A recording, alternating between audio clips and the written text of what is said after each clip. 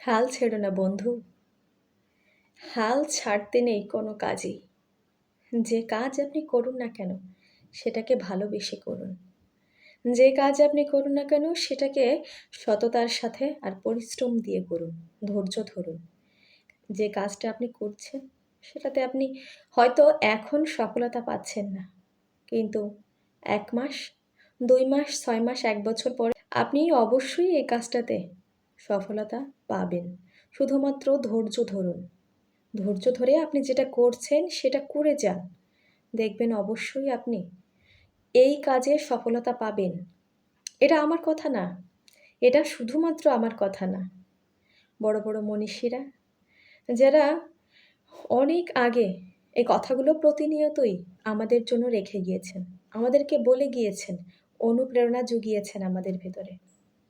আমরা শুধুমাত্র তাদের এই বলা কথাগুলোকে মানুষের মাঝে পৌঁছে দেওয়ার চেষ্টা করছি। যত ঝড়-ঝাপটা, যত যাই হোক না কেন, তোমার কাজটা তোমাকেই করতে হবে। তোমার দায়িত্বটা তোমাকেই পালন করতে হবে। তুমি কি মনে করো? তোমার দায়িত্ব, তোমার কাজ কেউ করে দেবে? কেউ দেবে না। হয়তো ভালো সম্পর্ক, ভালো বন্ধুত্ব, ভালো কোনো দায়িত্ববোধ থেকে তোমার কাজটা ১ দিন করে দিতে পারে। ২ দিন করে দিতে পারে, কিন্তু তারপরে আর কেউ করে দেবে না। তোমার দায়িত্ব কেউ নিবে না। তোমার দায়িত্বটা তোমাকেই নিতে হবে। তোমার ভালোর জন্য, তোমার ভালো কিছু করার জন্য কেউ এই পৃথিবীতে আসেনি যে তোমাকে অলওয়েজ তোমার পাশে থেকে তোমাকে হেল্প করে যাবে। তোমার ভালোটা তোমাকেই বুঝতে হবে। যদি তুমি তোমার ভালোটা বুঝতে চাও, যদি তুমি তোমাকে ভালো রাখতে চাও, যদি তুমি তোমার সাথে জড়িত থাকা মানুষগুলোকে ভালো রাখতে চাও, তাহলে তোমাকে কিন্তু অবশ্যই কোনো কাজে হাল ছাড়লে হবে না, কোনো কাজে ভেঙে পড়লে হবে না। বরং হাল না ছেড়ে ওই কাজটাতে কখন তুমি সফলতা পাবে সেই পর্যন্ত তোমাকে অপেক্ষা করে থাকতে হবে। শুধুমাত্র তোমার ভেতরে একটা দৃঢ় ইচ্ছাশক্তি থাকতে হবে যে না, আমি পারবো, আমি পারবো। আর আমি যে কাজটাতে নেমেছি অবশ্যই সেটাতে আমি সফলতা অর্জন করতে পারবো। যত মানুষই আপনি দেখবেন, কেউ কিন্তু পরিশ্রম ছাড়া কখনোই তার পূর্ণ শিখরে পৌঁছাতে পারেনি। পরিশ্রমের কোনো বিকল্প নেই। যত বেশি পরিশ্রম করবেন, তত বেশি আপনি দ্রুত সফলতা পাবেন। এটা সব ক্ষেত্রে আপনি লক্ষ্য করে দেখবেন। আজ পর্যন্ত পরিশ্রম ছাড়া কোনো মানুষ কখনো সফলতা অর্জন করতে পারেনি। যেই বলুন না কেন, যাকেই আপনি দেখুন না কেন, আপনি কি মনে করেন? তারা এক নিমিষেই একটা বড় অবস্থানে চলে গিয়েছে? কখনো নয়।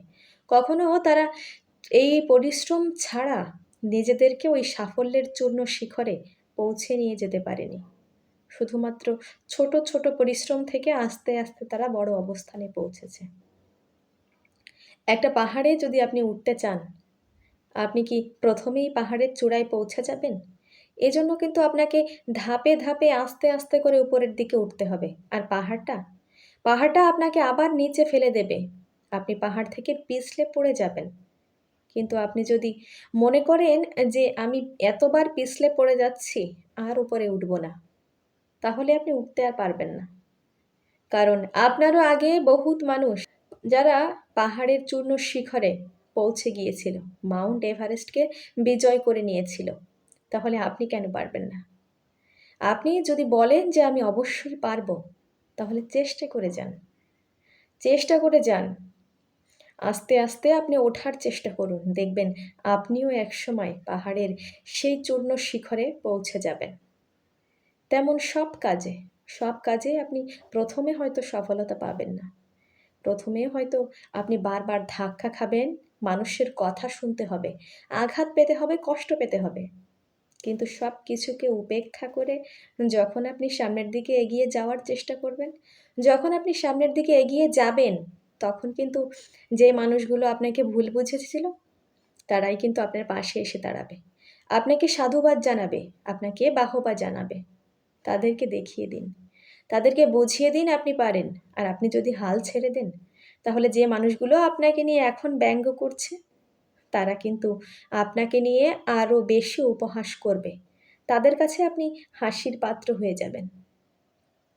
কখনো নিজেকে অন্যের দ্বারে হাসির পাত্র বানাবেন না।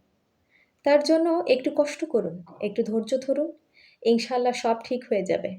আপনি যেটা চান সেটাই পাবেন। শুধুমাত্র পরিশ্রম দিয়ে, ধৈর্য দিয়ে আপনার যে কোনো কাজটা সম্পাদন করতে হবে। ধৈর্যের ফল মিষ্টি হয়। এটা তো সবাই জানে। ধৈর্য ধরি, কাজ করি, যাই করি না কেন, সব কিছুতেই ধৈর্য ধরে সামনের দিকে এগিয়ে যাই। ইনশাআল্লাহ সফলতা একদিন অবশ্যই আমাদের দ্বারপ্রান্তে এসে কড়া নাড়বে।